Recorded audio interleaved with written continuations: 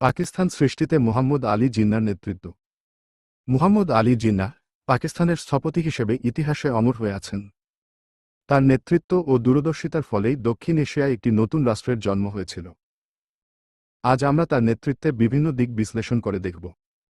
জিন্নাহর দূরদর্শিতা ও রাজনৈতিক দক্ষতা। পাকিস্তান সৃষ্টিতে মুহাম্মদ আলী জিন্নাহর নেতৃত্বমূলক ভূমিকা ছিল অত্যন্ত গুরুত্বপূর্ণ এবং তা প্রধানত নিম্নলিখিত নির্দেশনাগুলির দ্বারা ব্যক্ত হয়। মুসলিম জাতীয়তাবাদ। মুসলমানদের আলাদা জাতি হিসেবে স্বীকৃতি। জিন্নাহ মুসলমানদের পৃথক জাতি হিসেবে স্বীকৃতি দেওয়ার জন্য আওয়ামী মুসলিম লীগের প্ল্যাটফর্ম থেকে আন্দোলন শুরু করেন। তিনি মুসলিমদের স্বার্থকে সুরক্ষিত করতে একটি আলাদা রাষ্ট্র গঠনের প্রয়োজনীয়তা অনুভব করেন। মুসলিম লীগের নেতৃত্ব। মুসলিম লীগের সভাপতি ১৯১৬ সালে মুসলিম লীগ প্রতিষ্ঠার পর জিন্নাহ দলের নেতৃত্বে আসেন এবং দ্রুত দলের কার্যক্রমকে আরও কার্যকরী ও সংগঠিত করে তোলেন। লাহোর সম্মেলন ১৯৪০। লাহোর রেজলিউশন ১৯৪০ সালের লাহোর সম্মেলনে জিন্নাহর নেতৃত্বে পাকিস্তান প্রতিষ্ঠার দাবি করেন, যেখানে মুসলিমদের জন্য স্বাধীন রাষ্ট্রের প্রয়োজন নিশ্চিত করা হয়। এ সম্মেলনটি পাকিস্তান আন্দোলনের একটি মূল ভিত্তি হিসেবে কাজ করে। রাজনৈতিক কৌশল। ব্রিটিশ জনগণের কাছে আবেদন।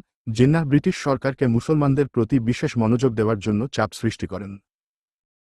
তিনি ঘোষণা করেন যে মুসলমানদের জন্য আলাদা রাষ্ট্র থাকা দরকার সরকারের জন্য উপযোগী। গণনা ও সমঝোতা।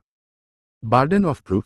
গণনাগুলির মাধ্যমে মুসলমানদের জনসংখ্যার ভিত্তিতে রাষ্ট্র গঠনের প্রয়োজনীয়তা তুলে ধরেন। আগ্রা রাষ্ট্র সম্মেলন। সামাজিক ও রাজনৈতিক আন্দোলন। জিন্নাহ ভারতীয় রাজনীতিতে মুসলমানদের প্রতিনিধিত্ব বাড়ানোর জন্য বিভিন্ন রাজনৈতিক কৌশল গ্রহণ করেন। মুসলিম উদ্দেশ্য ও লক্ষ্য বুঝিয়ে দেওয়ার জন্য বিভিন্ন সম্মেলন ও মিটিং অনুষ্ঠিত করেন। ধর্মীয় পরিচয়। ইসলামের রাজনৈতিক ধারণা।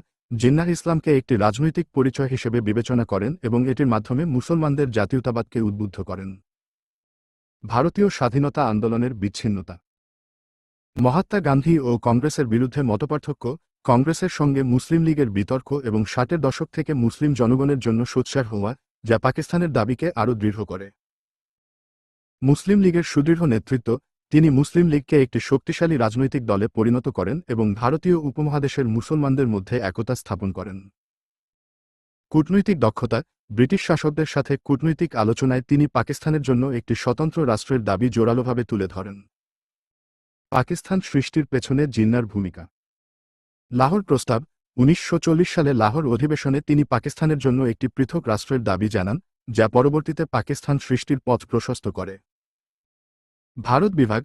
জিন্নাহর অবিরাম প্রচেষ্টার ফলে ১৯৪৭ সালে ভারত বিভাগ ঘটে এবং পাকিস্তান একটি স্বাধীন রাষ্ট্র হিসেবে জন্ম নেয়।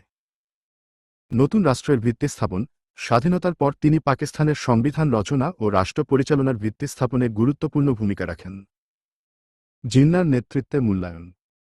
সফলতা। জিন্নাহর নেতৃত্বে মুসলিম লীগ একটি শক্তিশালী রাজনৈতিক দলে পরিণত হয় এবং পাকিস্তান স্বাধীন রাষ্ট্র হিসেবে জন্ম নেয়। সীমাবদ্ধতা। ভারত বিভাগের ফলে দুই দেশের মধ্যে দীর্ঘদিন ধরে চলা সংঘর্ষের বীজ বপন হয়। ঐতিহাসিক গুরুত্ব।